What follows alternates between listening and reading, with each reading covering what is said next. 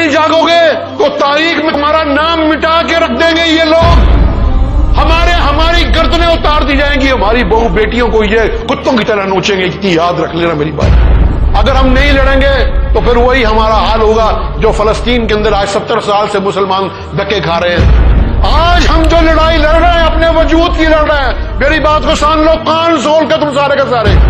اللہ کے بندو, یہ بریلوی دیوبندی سب چھوڑ دو. یہاں تمہارا وجود باقی رہے گا تبھی بریلوی دیوبندی ہوگے. کوئی محمد بن قاسم باہر سے نہیں آئے گا, کوئی طارق بن زیاد, کوئی موسیٰ بن نصیر باہر سے نہیں آئے گا. ہم کو خود اپنی لڑائی لڑنی ہے, خود. اگر نہیں کرو گے تو یہاں کی 2 لاکھ مسجدیں برباد ہو جائیں گی, یہاں کی ہزاروں مدارس برباد ہو جائیں گی, ہماری بہو بیٹیوں کی عزت لوٹی جائے گی. تم جو بولنے کو تیار نہیں, یہ جو تمہارا دیوبند ہے اور یہ جو تمہاری دیوبند کے اندر لائبریری ہے, میں نے کہا یہ جب آئیں گے اندر گھس کر تمہاری یہ ساری لائبریری کو آگ لگا دیں گے. یہ مسجدیں مدارس سب ویران کر دیں گے یہ لوگ اگر ہم نہیں لڑیں گے, ہم نہیں جائیں گے. ایک بات یاد رکھنا, یہ آخری لڑائی ہے آپ کی اس ملک کے اندر.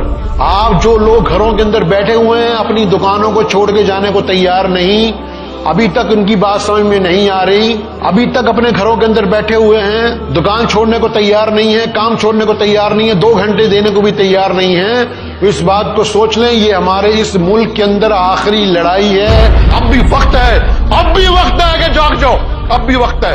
آج پورے ماری ہمیں شرم آنی چاہیے. ہماری بیٹیاں, جامعہ ملیہ کی بیٹیاں, وہ آج وہاں سڑکوں کے اوپر بیٹھی 2 مہینے سے. ہماری مائیں 80 سال کی بوڑھی ہیں, 90 سال کی بوڑھی عورتیں وہاں بیٹھی ہوئی ہیں اور رو رہی ہیں, اللہ سے دعا مانگ رہی ہیں. لیکن ہمارے اندر ابھی تک, ہمارے اندر وہ جذبہ جو ہونا چاہیے تھا, ابھی تک وہ جذبہ پیدا نہیں ہوا.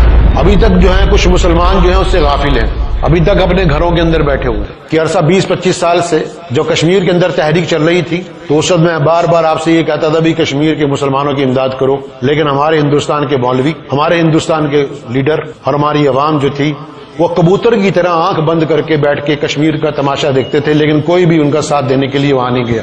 تو جو پوزیشن کشمیر کی تھی وہی آج ہندوستان کے مسلمان کی ہے.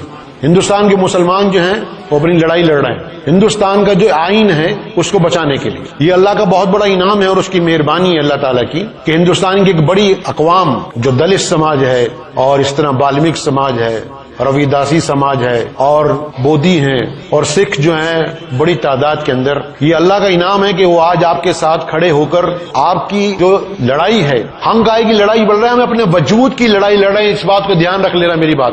یہ آخری لڑائی ہے آپ کی اس ملک کے اندر, اپنے وقار کو بچانے کے لیے, اس ملک کے آئین کو بچانے کے لیے, کیونکہ اس ملک کے آئین کو یہاں کی جابر حکومت بدلنا چاہتی ہے تاکہ اس آئین کے مطابق ہندوستان کے اندر جو مسلمانوں کو اور جو دلتوں کو, جو سکھوں کو, دوسری قوموں کو جو حقوق ملے ہوئے ہیں وہ حقوق جو ہیں سارے چھین لیے جائیں. اصل میں جو ہے سب سے بڑی جو ہے جو پلاننگ ہے وہ اسرائیلی پلاننگ ہے. وہ ان کو بتاتے ہیں کہ بھی کس طریقے سے کام کرنا ہے. اب ان کا مقصد یہ ہے کہ بھی اس ملک کے اندر جب وہ گنتی کے لیے گھروں گھروں میں آئیں گے, آپ کے ہاں ہر ایک افسر آئے گا پوچھنے کے لیے کہ بھی آپ کا نام کیا ہے, آپ کے باپ کا نام کیا ہے, آپ کے بچے کتنے ہیں اور آپ کا آدھار کارڈ کیا ہے, تو آپ کی آدھار کارڈ کی فوٹو اسٹیٹ وہ لے جائیں گے اور آپ کا نام لکھ کے لے جائیں گے. وہاں آپ کو کچھ نہیں کہیں گے, یہ ان کا پلان ہے. وہ جب اپنے آفس میں جائیں گے تو آفس میں وہ آپ کے آدھار کارڈ کے اوپر لکھ دیں گے کہ یہ بندہ مشکوک ہے, ڈاؤٹ فل ہے یہ بندہ. آپ بات کو سمجھو, جو لوگ گھروں میں بیٹھے ہوئے ہیں جو یہ سمجھ رہے ہیں کچھ نہیں ہوگا, وہ آپ کے آدھار کارڈ پہ آدھار کارڈ کی فوٹو اسٹیٹ لے کے یا آپ کا نام لے کے کمپیوٹر میں ڈال کر آپ کے نام کے آگے لکھ دیں گے ڈاؤٹ فل ہے.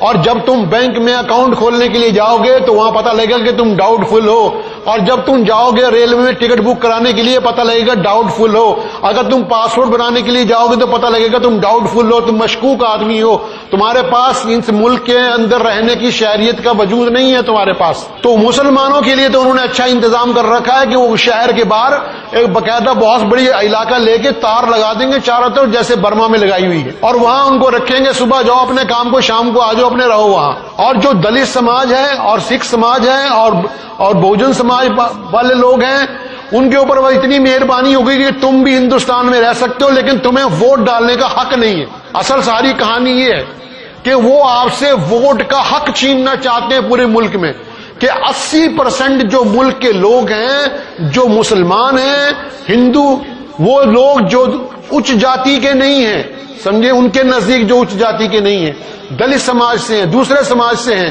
عیسائی لوگ ہیں، سکھ لوگ ہیں، تو ان کو 2 نمبر کھانے میں ڈال کر، تاکہ ان کو بھی ووٹ ڈالنے کا حق نہیں ہے، تو یہ اور مسلمانوں کو تو پہلے ہی وہ غلام بنا دیں گے جیسے برما کے اندر بنایا۔ کشمیر کا تو پہلے سے برا حال ہے۔ کشمیر کی آپ یہ چھوڑیے کہ کشمیر میں کبھی الیکشن ہوا ہی نہیں، اور جب بھی الیکشن ہوا وہاں فوج نے ووٹ ڈالی ہے، وہاں کسی نے نہیں ڈالی۔ جس چیف منسٹر نے یعنی کہ سینٹر کے ساتھ اپنا سمجھوتا کر لیا اور ان کے پیر پکڑ لیے کہ ہم تمہارے ساتھ رہیں گے، جو کہیں گے یس سر کہیں گے، تو وہ مقصد یہ ہے کہ وہ وہاں کی حکومت کے اندر آ سکتا ہے، کیونکہ ووٹ جو ہے وہ کشمیریوں نے نہیں ڈالنی، ووٹ ڈالنی ہے فوج کے سپاہیوں نے، بیلٹ پیپروں پہ، مشینوں میں، جس طرح دوسرے ملکوں کے اندر جہاں امریکن قبضہ ہے، جہاں افغانستان ہے وہاں بھی ایسا ہی ہے، اور دوسرے ملکوں میں چھوٹے چھوٹے ملک ہیں وہاں بھی ایسا ہی ہے۔ مقصد ہے کہ ووٹ جو ہے فوج ڈالتی ہے، وہاں کی عوام نہیں ڈالتی۔